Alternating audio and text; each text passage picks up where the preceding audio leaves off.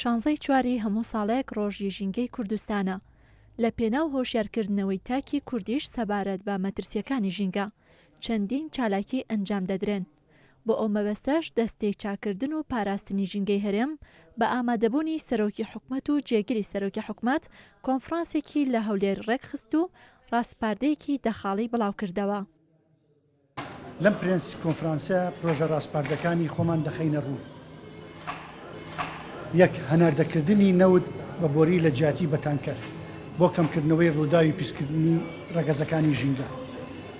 دوو، ڕێگە نەدرێت بە سووتاندنی پاژماوەی مەوادی کیمیاوی، دروستکردنی کارگەی ڕیسایکلین. سێ، هێنانی ئۆتۆمبیلی ژینگە دۆست. چوار، دانانی وێزگەی چاودێری کوالیتی هەوا لە شار و شارۆچکەکان. پێنج، ئەمرازی گشتی گواستنەوە دابین بکرێت. شەش، زیادکردنی ڕێژەی سەوزایی. حەوت، باشکردنی کوالیتی بنزین و گازوایل بۆ کەمکردنەوەی کاریگەریان لەسەر ژینگە. هەشت، هەوڵدان بۆ دەرکردنی یاسای پاڵپشتی پیشەسازی ژینگەیەکان و پاڵپشتی کەلوپەلی ژینگە دۆست. نۆ، سەپاندنی مەرجی ژینگەیی توند و تۆڵ بەسەر وێزگەی فرۆشتنی سوتەمەنیەکان. وەدە ڕێگەتن لاقەکەرە کیمیاویەکان. هاوکات فەرمانگەی ژینگەی گەرمیان لە ڕۆژی جیهانی ژینگەدا ڕێوڕسمێکی ڕێکخست کە سێ چالاکی لە خۆ گرتبوو. لەوانە پەردەلادان لەسەر لۆگۆی ژینگە لە دەواازەی قەزای کەلار و ئازادکردنی ژمارەیەک باڵندە و ناشتنی ژمارەیەک نەمامی گوڵدار. بەڕێوبەری فەرمانگەی ژینگەی گەرمیانیش ڕایگەیاند هەوڵەکانیان بۆ خاوێن ڕاگررتنی ژینگە بەردەوامە و بابەتی وەشیاری ژینگەیش لەو هەنگاوانەیە کە بەردەوام کاری لەسەر دەکەن.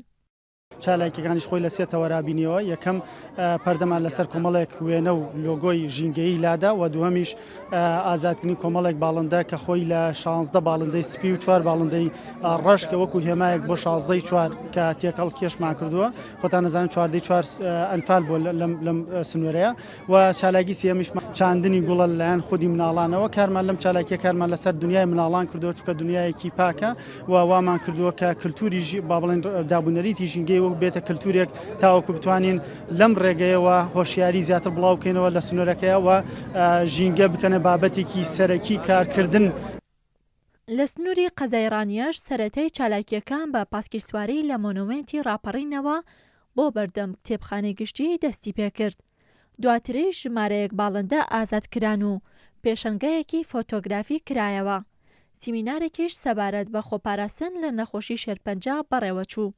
چالاکیەکان لە هەڵمەتێکی پاسکی سواریەوە لە مۆنومنتی ڕاپەڕین دەستی پێکردن بەردەم کتێبخانەی گشتی ڕانیە. دواتر ئازادکردنی باڵندەی چێوی.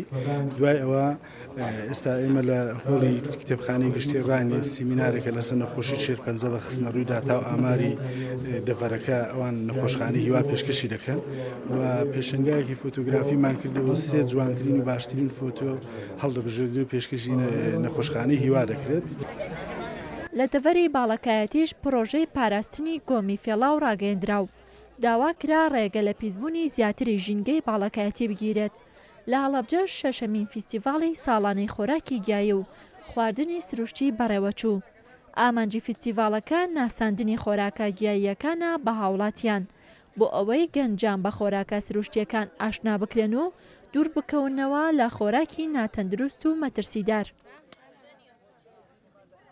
هەدەفی ئێمە لە شەشەمین ساڵیادی فیستیڤاڵی خۆراکی گیایی ئەوەیە کە خۆراکە تەندروستەکان بناسێنین بنەوەی ئەمڕۆ و خەڵک دوورکەوێتەوە لەو خواردنانەی کە موادی حافزایانتیا لە قوتو نراون و خۆراکی ناتەندروستن و نەوەی نوێ بناسێنین بە جۆری تازەی ئەو گیانەی کە ساڵانە ئێمە جۆری زیاتری گیا و تازەتری گیا ئاشناکەین بە گەنجەکانمان بۆی چیترەوانیش گیاکان بناسێن وەک پسپۆڕیەک بکە دییان بزانن سوودەکەی چیە و چۆن بەکاری ئەهێن.